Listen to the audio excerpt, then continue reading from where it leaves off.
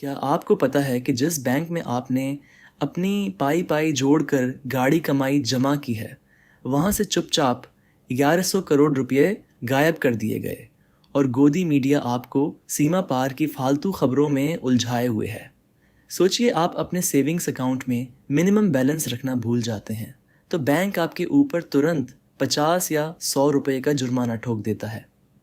अगर आप अपने होम लोन या कार लोन की एक भी ईएमआई मिस कर दें, तो आपके फ़ोन पर धड़ाधड़ कॉल्स आने लगते हैं।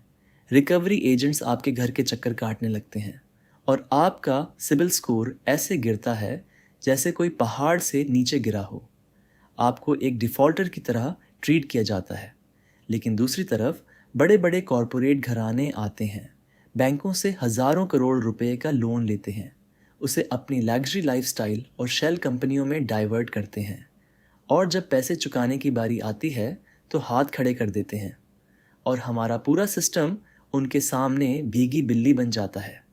हाल ही में सीबीआई ने 4 राज्यों में ताबड़तोड़ छापेमारी की है। मामला है पूरे 1.9 करोड़ रुपए के बैंक फ्रॉड का। आरोपी कौन है?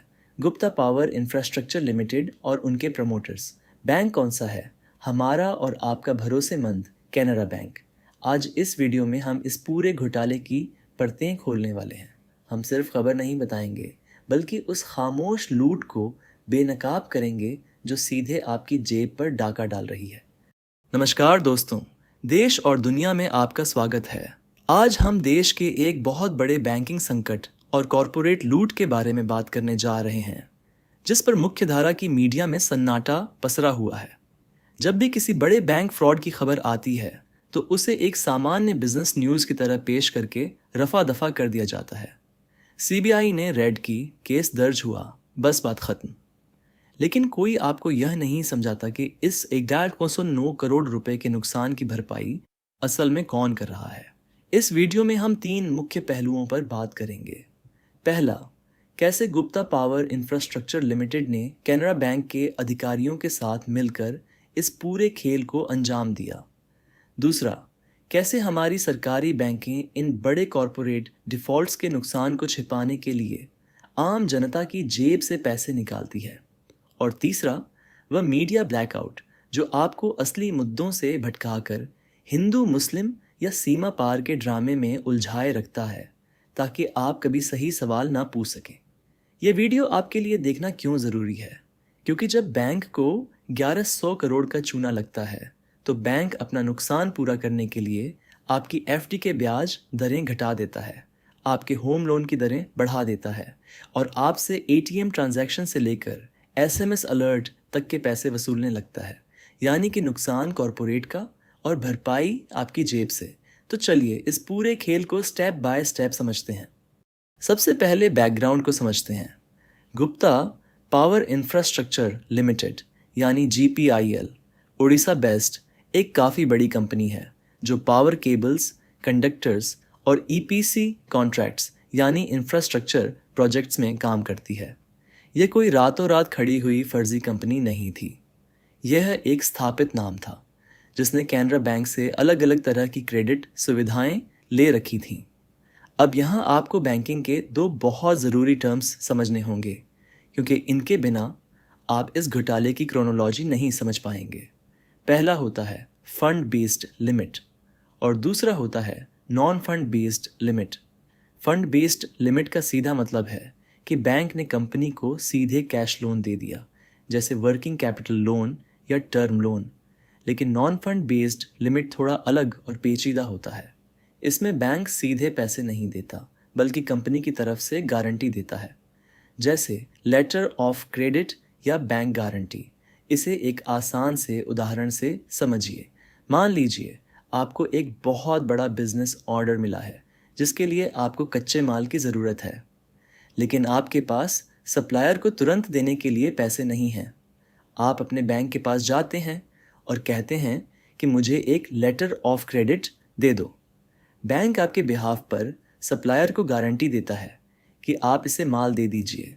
अगर यह तय समय पर पैसे नहीं चुका पाया तो इसका भुगतान हम करेंगे। गुप्ता पावर के मामले में भी यही हुआ। कंपनी ने कैनरा बैंक से बड़े पैमाने पर फंड बेस्ड और नॉन फंड बेस्ड दोनों तरह की सुविधाएं लीं। सीबीआई की एफआईआर के मुताबिक कंपनी ने इन सुविधाओं का इस्तेमाल बिजनेस बढ़ाने के लिए नहीं, बल्कि पैसों की हेराफेरी करने के लिए किया। इन्होंने क्या किया? इन्होंने फर्जी इनवॉइस बनाए, यानी नकली बिल तैयार किए कि इन्होंने माल खरीदा है, और उन नकली बिलों के आधार पर बैंक से लेटर ऑफ क्रेडिट जारी करवा लिए। जब बैंक की गारंटी पर सप्लायर को पेमेंट करने की बारी आई तो पता चला कि वह सप्लायर भी इसी कंपनी के प्रमोटर्स की कोई शेल कंपनी थी। यानी बैंक का पैसा घूम फिर कर वापस प्रमोटर्स की जेब में चला गया और बैंक के पास रह गए सिर्फ रद्दी कागजात। अब आते हैं इस कहानी के सबसे बड़े और कड़वे पहलू पर, द हिपोक्रेसी, यानी हमारे सिस्टम का दोहरा मापदंड। सोचिए, एक आम भारतीय नागरिक जब बैंक जाता है तो उसे कैसा महसूस कराया जाता है? अगर आपको अपनी बेटी की पढ़ाई के लिए 5 लाख रुपये का एजुकेशन लोन चाहिए तो बैंक आपसे 50 तरह के कागजात मांगेगा। आपके माता पिता की सैलरी स्लिप, आपकी ज़मीन के कागज़, गारंटी और न जाने क्या क्या। हर महीने अगर आपकी ईएमआई बाउंस हो जाए तो बैंक का रवैया ऐसा होता है जैसे आपने कोई संगीन अपराध कर दिया हो। लेकिन जब बात गुप्ता पावर जैसी कंपनियों की आती है तो बैंक के बड़े बड़े अधिकारी रेड कारपेट बिछाकर उनका स्वागत करते हैं। 1100 करोड़ रुपए का लोन बिना किसी पुख्ता सिक्योरिटी के सिर्फ कागजी दावों पर दे दिया जाता है। ऐसा क्यों होता है? क्या बैंक के अधिकारियों को पता नहीं होता कि क्या चल रहा है? बिल्कुल पता होता है। बैंकिंग सिस्टम में एक बहुत ही कड़ा नियम है जिसे हम क्रेडिट मॉनिटरिंग कहते हैं। हर तिमाही में बैंक को यह देखना होता है कि जिस कंपनी को लोन दिया गया है उसका स्टॉक कैसा है, उसका बिजनेस कैसा चल रहा है। लेकिन जब बड़े कॉरपोरेट्स और बैंक अधिकारियों के बीच साठगांठ होती है तो इन सभी नियमों को ताक पर रख दिया जाता है। इसे बैंकिंग की भाषा में एवरग्रीनिंग ऑफ लोन्स भी कहा जाता है, जहां पुराने खराब लोन को छिपाने के लिए नया लोन दे दिया जाता है ताकि अकाउंट एनपीए न घोषित हो। अब एक और चौंकाने वाला आंकड़ा सुनिए जो आपकी आंखें खोल देगा। पार्लियामेंट में सरकार द्वारा दिए गए आंकड़ों के अनुसार पिछले 5 सालों में भारतीय बैंकों ने लगभग 10 लाख करोड़ रुपए से ज़्यादा के कॉरपोरेट लोन को राइट ऑफ यानी बट्टे खाते में डाल दिया है। और दूसरी तरफ इसी अवधि के दौरान बैंकों ने आम जनता से सिर्फ मिनिमम बैलेंस न रखने और एटीएम से तय सीमा से ज़्यादा बार पैसे निकालने के एवज में 8,500 करोड़ रुपए से ज़्यादा की वसूली की है। ज़रा इस विरोधाभास को समझिए। आम जनता से पेनल्टी के नाम पर वसूले गए पैसे का इस्तेमाल इन बड़े कॉरपोरेट्स के डूबे हुए कर्जों को बैलेंस शीट से हटाने के लिए किया जा रहा है। क्या यह सीधे सीधे गरीबों और मध्यम वर्ग की जेब से पैसा निकालकर अमीरों के नुकसान की भरपाई करना नहीं है? अब हम बात करेंगे उस शांत और अदृश्य लूट की जिसे मैं दी साइलेंट स्क्वीज कहता हूँ। जब कोई बैंक 109 करोड़ रुपए का नुकसान झेलता है तो वह नुकसान सीधे तौर पर बैंक के प्रॉफिट एंड लॉस अकाउंट पर असर डालता है। लेकिन बैंक कोई चैरिटी तो चला नहीं रहे हैं, उन्हें अपना बिजनेस बचाना है और शेयर धारकों को जवाब देना है। तो वे इस नुकसान की भरपाई कैसे करते हैं? इसे समझने के लिए हमें 3 तरीकों को देखना होगा जिन्हें बैंक बहुत ही चालाकी से इस्तेमाल करते हैं। पहला तरीका है टैक्स पेयर बेल आउट, जिसे तकनीकी भाषा में बैंक रिकैपिटलाइजेशन कहा जाता है। जब सरकारी बैंकों का एनपीए बहुत ज़्यादा बढ़ जाता है और उनके डूबने का खतरा होता है तो सरकार हमारी और आपकी टैक्स की कमाई से हज़ारों करोड़ रुपए इन बैंकों में डालती है ताकि बैंक चालू रह सके। यानी जो टैक्स आपने सड़क, अस्पताल और स्कूलों के लिए दिया था वह जा रहा है बैंकों के उस छेद को भरने में जो गुप्ता पावर जैसे कॉरपोरेट्स ने किया है। दूसरा तरीका है आपकी जमा पूंजी पर मिलने वाले ब्याज को कम करना। आज से 10-15 साल पहले सीनियर सिटीजन्स को फिक्स्ड डिपॉजिट यानी एफडी पर 9 से 10% का ब्याज आसानी से मिल जाता था। आज वह घटकर 6 से 7% के आसपास आ गया है।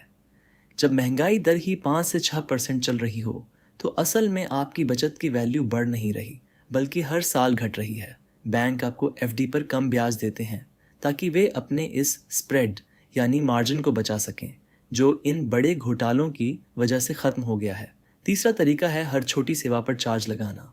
क्या आपने ध्यान दिया है कि आजकल हर तिमाही आपके अकाउंट से 25-30 रुपये एसएमएस अलर्ट चार्ज के नाम पर कट जाते हैं। डेबिट कार्ड का सालाना चार्ज लगातार बढ़ता जा रहा है। अगर आप बैंक की ब्रांच में जाकर पैसे जमा करें या निकालें तो उस पर भी लिमिट लगा दी गई है। यह सब कुछ और नहीं बल्कि उसी 1100 करोड़ रुपये के फ्रॉड का असर है जो धीरे धीरे आपकी जेब से किश्तों में निकाला जा रहा है। लेकिन क्या आपने कभी किसी मुख्य धारा के न्यूज़ चैनल पर इस मुद्दे पर डिबेट देखी है? क्या कभी किसी बड़े एंकर को यह सवाल पूछते सुना है कि केनरा बैंक के अधिकारियों पर क्या कार्रवाई हुई? नहीं। क्यों? क्योंकि उनके लिए प्राइम टाइम डिबेट का मतलब है कोई ऐसी सनसनीखेज राजनीतिक बहस या सीमा पार का विवाद जिससे लोगों की भावनाएं भड़काई जा सकें। जब तक जनता हिंदू मुस्लिम या फालतू की बयानबाजी में उलझी रहेगी तब तक वे कभी यह नहीं पूछेंगे कि हमारी गाढ़ी कमाई के 1100 करोड़ रुपए कहाँ गायब हो गए। ये एक बहुत ही सोची समझी डिस्ट्रैक्शन टैक्टिक है जिसे मीडिया और भ्रष्ट तंत्र मिलकर चलाते हैं। तो चलिए अब इस पूरी कहानी को सीधे आपकी ज़िंदगी से जोड़कर देखते हैं। आप सोच रहे होंगे, भाई मैं तो कैनरा बैंक का कस्टमर भी नहीं हूँ, मेरा अकाउंट तो किसी दूसरे बैंक में है, फिर मुझे इससे क्या फ़र्क पड़ता है? फ़र्क पड़ता है और बहुत गहरा फ़र्क पड़ता है। इस स्थिति को समझने के लिए हमें यह देखना होगा कि हमारा पूरा बैंकिंग सिस्टम आपस में कैसे जुड़ा हुआ है। जब भी बैंकिंग सेक्टर में इस तरह के बड़े फ्रॉड होते हैं तो पूरे सिस्टम का क्रेडिट रिस्क प्रीमियम बढ़ जाता है। इसका सीधा मतलब यह है कि बैंक अब लोन देने में बहुत ज़्यादा सतर्क और डरपोक हो जाते हैं। लेकिन वे डरते किससे हैं? बड़े कॉरपोरेट्स से नहीं बल्कि आपसे। बैंक आम लोगों के लिए होम लोन, पर्सनल लोन और कार लोन के नियम और सख्त कर देते हैं। ब्याज दरों को बढ़ा दिया जाता है ताकि वे अपने रिस्क को कवर कर सकें।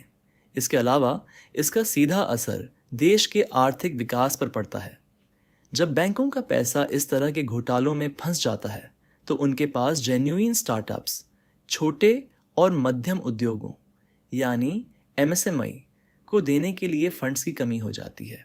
यही एमएसएमई हमारे देश में सबसे ज़्यादा नौकरियां पैदा करते हैं।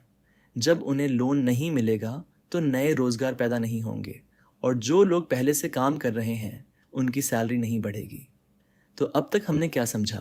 पहली बात, गुप्ता पावर ने फर्जी बिलों के सहारे केनरा बैंक से एक गौज 109 करोड़ रुपये डाइवर्ट किए। दूसरी बात, बैंक इन नुकसानों की भरपाई आपके एफडी रेट्स को घटाकर और सर्विस चार्जेस को बढ़ाकर करती है। और तीसरी बात, इस पूरे मुद्दे पर मुख्यधारा की मीडिया पूरी तरह से खामोश है ताकि आप असल मुद्दों पर सवाल न उठा सकें। इस मुद्दे पर देश के जाने माने वित्तीय विशेषज्ञों और पूर्व आरबीआई गवर्नर्स का क्या कहना है, यह जानना भी बेहद ज़रूरी है। कई पूर्व बैंकिंग रेगुलेटर्स ने बार बार इस बात की ओर इशारा किया है कि भारतीय सार्वजनिक क्षेत्र के बैंकों में अर्ली वार्निंग सिग्नल्स यानी AWS का सिस्टम बेहद कमज़ोर है। जब कोई कंपनी डिफ़ॉल्ट करने वाली होती है तो उसके संकेत 2-3 साल पहले से ही मिलने लगते हैं, जैसे कि कंपनी के प्रमोटर्स द्वारा अपनी हिस्सेदारी बेचना, क्रेडिटर्स का भुगतान रोकने लगना या फिर ऑडिटर्स का अचानक इस्तीफ़ा दे देना। लेकिन सवाल यह उठता है कि केनरा बैंक और हमारे ऑडिटर्स इन संकेतों को देखने में नाकाम क्यों रहे? वित्तीय विश्लेषकों के अनुसार इसका मुख्य कारण है फॉरेंसिक ऑडिट में होने वाली भारी देरी। जब कोई लोन एनपीए बनता है तो उसके सालों बाद फॉरेंसिक ऑडिट का आदेश दिया जाता है। तब तक प्रमोटर्स सारा पैसा विदेशों में शेल कंपनियों के जरिए भेज चुके होते हैं और बैंक के हाथ में केवल खाली फैक्ट्रियां और मशीनें ही बचती हैं जिनकी असल वैल्यू लोन की रकम के 10% भी नहीं होती। बैंकिंग एक्सपर्ट्स का मानना है कि जब तक बैंक के बोर्ड ऑफ डायरेक्टर्स और लोन मंजूर करने वाले अधिकारियों की व्यक्तिगत जिम्मेदारी तय नहीं की जाएगी तब तक ऐसे घोटाले रुकने वाले नहीं हैं।